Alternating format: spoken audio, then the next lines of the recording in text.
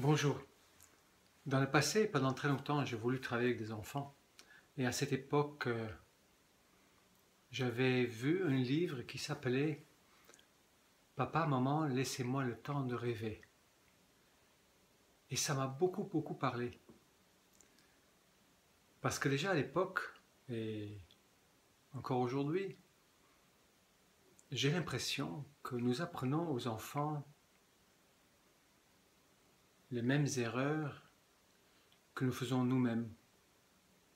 J'ai dit erreurs parce que les conséquences sont quand même non négligeables.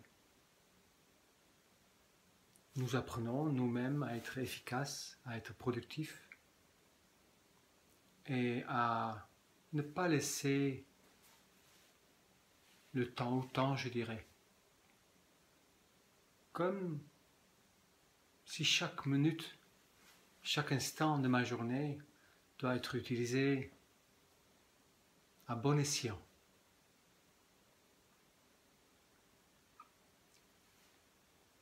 Quand moi j'étais jeune, c'était suffisant qu'un des parents travaillait et que l'autre restait à la maison. Du coup, celle ou celui qui restait à la maison pouvait s'occuper des enfants, tranquillement on pourrait dire. Pendant qu'aujourd'hui, la société a bien changé. Beaucoup de familles ont des doubles emplois où le père et la mère travaillent parce que les choses sont devenues tellement chères que si les deux ne travaillent pas, ils ne peuvent pas arriver à subvenir aux besoins de la famille. Nous sommes poussés à prendre des crédits, poussés, séduits peut-être aussi à prendre des crédits, faire des achats sans que nous avons nécessairement l'argent pour, et ça nous met dans une espèce de piège de la société, de l'illusion, qui fait que plus nous sommes séduits par les tentations de la société, sur lesquelles je ne mets aucun jugement, mais plus qu'on est séduit, plus on rentre dedans, et plus on va être obligé à produire ensuite l'argent qu'il faut pour tout rembourser. Et à partir du moment que nous sommes dans ce cycle de remboursement, nous sommes plus facilement enfermés dans un choix établi. Par exemple, si effectivement j'ai 1000, 1500 ou 2000 euros à rembourser et j'ai un travail qui me permet de payer ça, mais qui ne me plaît pas nécessairement, mais je pense que l'obligation de rembourser va m'empêcher de changer de métier plus facilement. Aujourd'hui, beaucoup de parents travaillent, les enfants ont une autre éducation du coup. Nous avons des enfants de plus en plus epsilon ou Y, je ne sais pas comment le dire, des enfants qui grandissent avec l'informatique, des enfants qui n'apprennent pas nécessairement le cadre,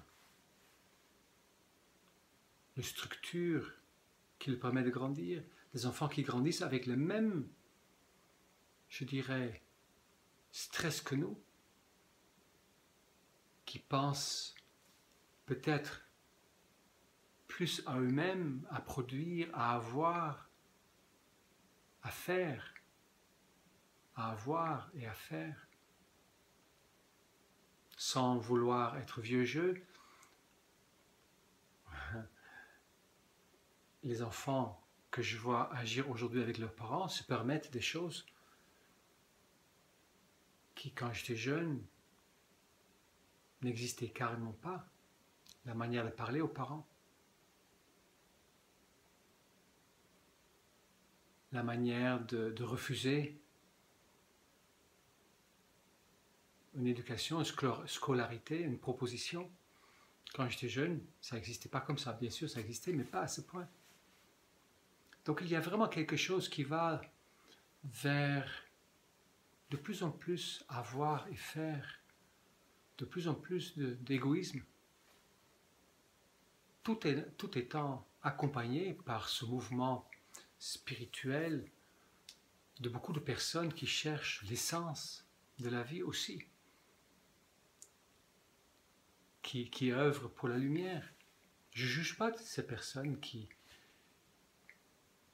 cherchent à avoir ou faire. Mais ce dont je voulais parler, en fait, c'est le fait d'avoir son agenda, son emploi du temps plein de choses à faire ou à voir, nous empêche de rêver.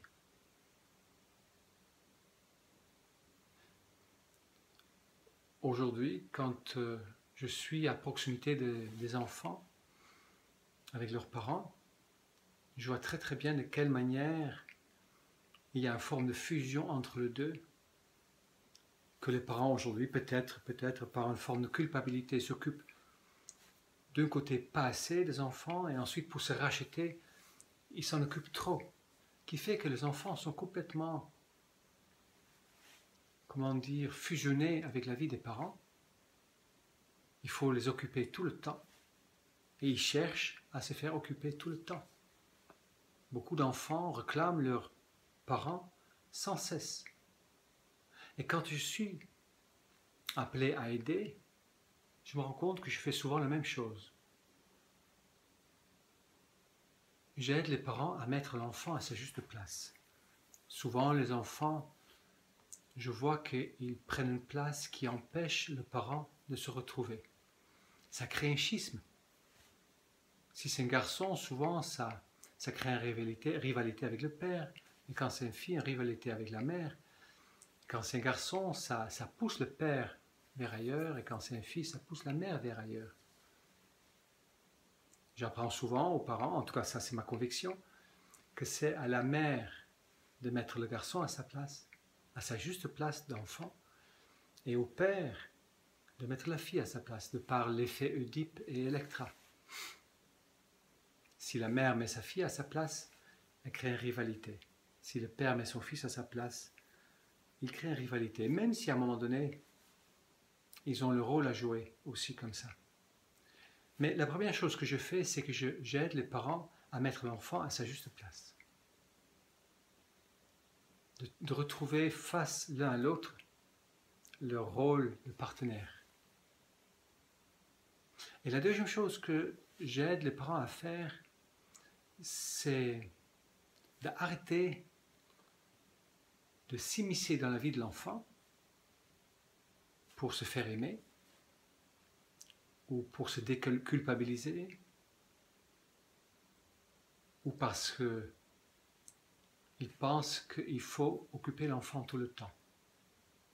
D'arrêter d'immiscer dans la vie de l'enfant et de bloquer l'enfant d'une certaine manière, gentiment, ou pas toujours gentiment d'ailleurs, bloquer l'enfant dans son intrusion vers le parent. Comme s'il y a une espèce d'espace juste. Et pourquoi ? Mais peut-être justement pour qu'à nouveau il apprend à s'ennuyer. Moi j'ai besoin d'apprendre à m'ennuyer. J'ai su le faire. Je ne m'ennuyais pas vraiment quand j'étais petit. Je ne m'ennuyais pas. Il y avait toujours des choses qui se passaient. Je ne pouvais pas appeler ça de la nuit. Mais aujourd'hui, quand je n'ai pas une activité, l'accompagnement, une vidéo peut-être, mais c'est plus facile de mettre un film que de m'installer et juste regarder ce qui se passe. Un peu comme les animaux savent faire, ou certains petits-enfants savent encore faire. À la limite, même si je vais méditer, je fais encore quelque chose. Toujours être efficace encore. Pourquoi ? Parce que si je suis dans mon espace où je prends le temps de m'ennuyer, en fait, je me donne l'occasion de rêver de manière tout à fait naturelle. C'est ça qui faisait, à mon avis, que quand j'étais petit, quand j'étais enfant, je ne m'ennuyais pas. Parce qu'il y avait toujours quelque chose à rêver. Je me rends compte que puisque je me donne quand même de plus en plus de temps, que quand j'ai des intuitions ou des pensées créatrices, je veux dire, pour construire quelque chose, des pensées qui m'offrent, qui me comment dire, qui me donnent une voie de passage, des solutions. Ces moments sont toujours à la suite des instants où je ne faisais rien. C'est pas quand je vais faire nécessairement du brainstorming, quand je vais chercher des solutions activement que je vais le trouver. C'est justement dans des moments de détente, dans des moments que j'appelle, où je me donne l'occasion de m'ennuyer. C'est là où mes voies de passage s'annoncent, se manifestent. Et si, dans ce moment, je m'assois et mon regard se met à l'infini, il y a des pensées qui viennent et peut-être justement c'est là où je peux me donner l'occasion de rêver. Mais rêver de quoi alors? Peut-être rêver ma vie. Vous voyez,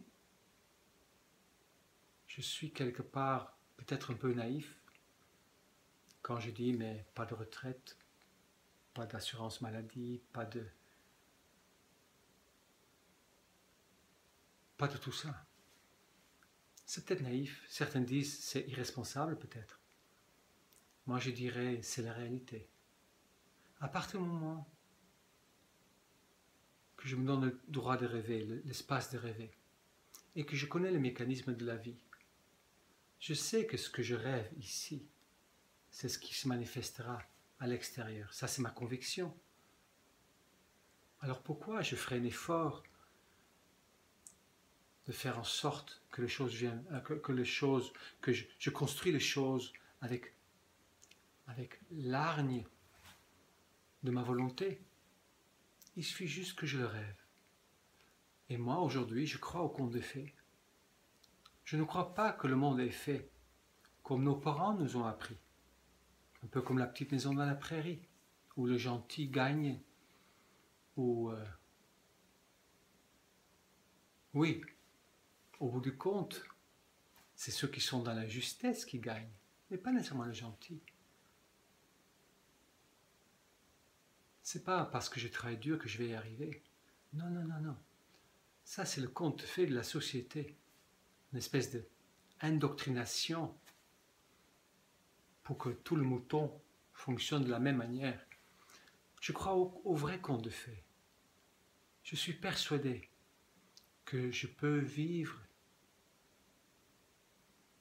ce dont j'ai envie, aussi fou que ce soit, que je peux vivre sans manger, que je peux l'éviter, que je peux vivre avec mon âme sœur, que je peux même à 60 ans encore avoir des enfants si j'en ai envie, que je peux vivre sur une île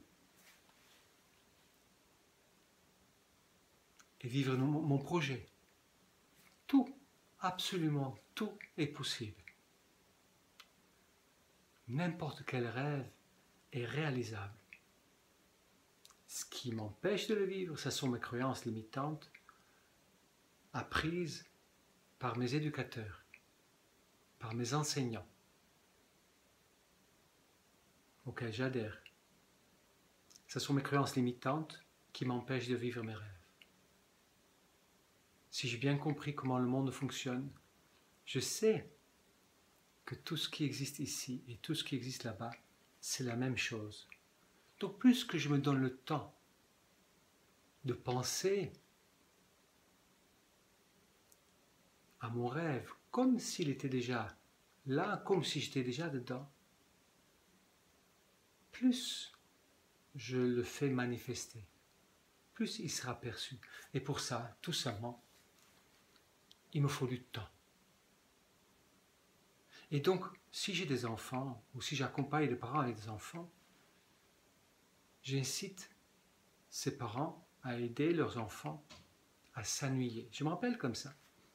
Les enfants de mon ex, un jour, leur maman allait en stage et ils demandaient quel est le programme. 5 ou 8 ans, ils avaient.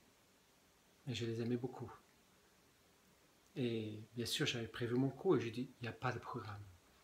Aujourd'hui, nous allons nous ennuyer. Et c'est ce que nous avons fait. Et du coup, quand j'aide les enfants en quelque sorte à s'ennuyer, je vois qu'ils commencent à jouer avec des bâtons, avec des rochers, à créer des trucs dans leur tête qui manifestent à l'extérieur, qui commencent à jouer avec leurs jouets dans lesquels ils vont créer des mondes qui quelque part existent vraiment dans leur tête. Et en les aidant à cette créativité naturelle, je les aide, et donc je m'aide à travers d'eux, à développer ma capacité créatrice. Donc j'ai besoin de temps pour m'ennuyer. Nos enfants ont besoin de temps pour s'ennuyer. Juste pour développer cette force créatrice qui vient de notre imaginaire. Voilà, c'est ce que je voulais partager avec vous aujourd'hui. Je vous souhaite une très très belle journée et à très bientôt.